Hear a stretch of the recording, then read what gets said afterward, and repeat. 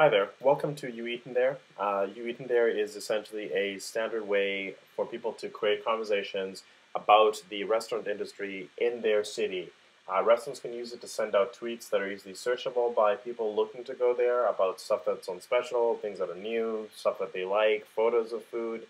If you're a restaurateur, if you go to restaurants, if you're a foodie, you can use it to kind of create a conversation. People who are new to Twitter, or you just anybody, if you're new to a city, if you just want a recommendation, you can use it as a way in real time to communicate with other people in your city and ask questions about restaurants. So just to give you some examples, uh, if let's say I'm a restaurant, I can send out a tweet about some fresh oysters that are in today, and we're doing like a 2-for-1 special on oysters today. So let's say I have 300 followers or something, right?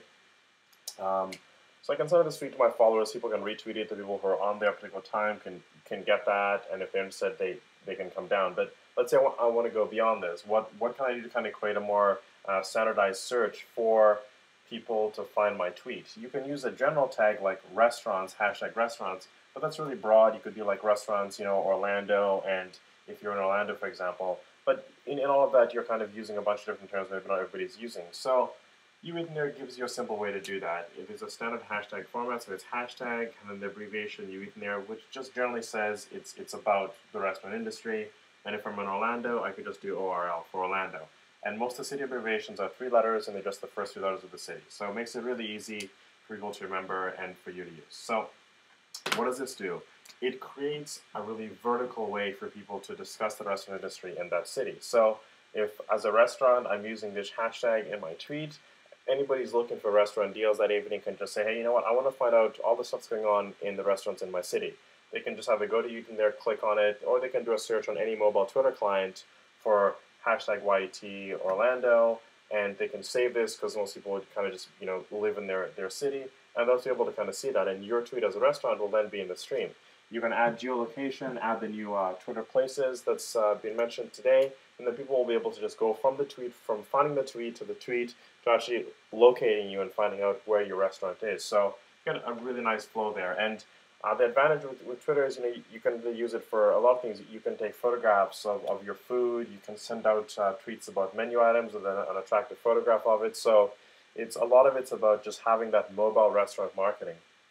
If you go to this restaurant and you like the oysters, you can, take a photograph of it. You can send out a tweet about it. You can say, hey, I was just at Antonio's and I had some great oysters, etc., and go from there. So you can add location to that, add your place. People can know exactly where Antonio's is, and then you can add the hashtag onto that. And what this does is it gives a real-time restaurant review. So people who are looking to hear about something that's good tonight will actually get this right now. So they can just be searching views and say, oh, okay, well, this person went there, so the oysters are great. So it's not just the restaurant advertising, it's also somebody saying that they're great, and all this happens in real time. So I'm finding about this today, right now. So that's kind of the advantage of the real-time restaurant review thing, is you can talk back and forth with people who know.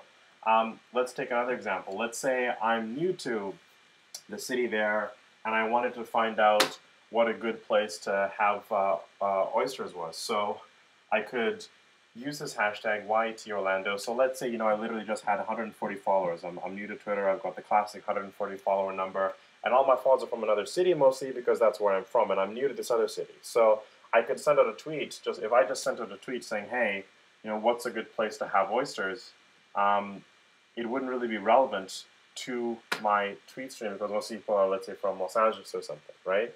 But if I'm there and I use this hashtag Youth in Orlando, I'm putting it into that stream of restaurant discussion. I'm saying, hey, people are talking about restaurants themselves in this city.